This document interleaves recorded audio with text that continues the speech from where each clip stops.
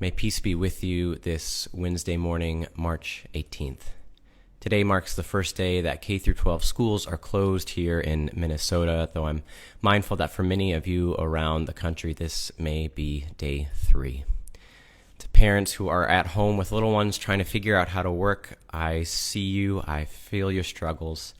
To parents or to teachers who are rapidly trying to figure out how to build an online infrastructure and platform with limited tools, I see you and I thank you for your wonderful work.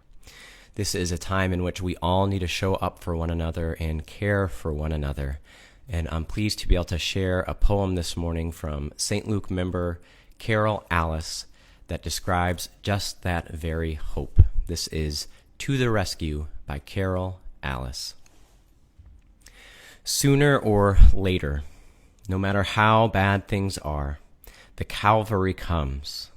The angels swoop in, the medics arrive, the thousands and thousands of ordinary heroes who flock to disaster come armed to the teeth with goodwill, humanity, love, and comfort.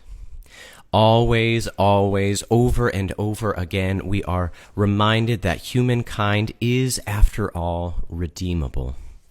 That we are good souls despite our constant, confounded stumbling. When the chips are down, we crawl out of our hellholes of selfishness and greed. We saddle up old paint and go riding in ourselves in a blaze of glory, having determined that the rescue squad is us. And then we look around, startled and a bit pleased, that we are still, apparently, all that is good and bright and true.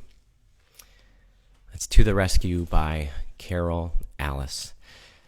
In many ways, the poem speaks for itself, but I want to encourage each of you and challenge myself to be the rescue squad, to be a word of hope and comfort for those in your lives who are struggling this day, this week, this long season of uncertainty.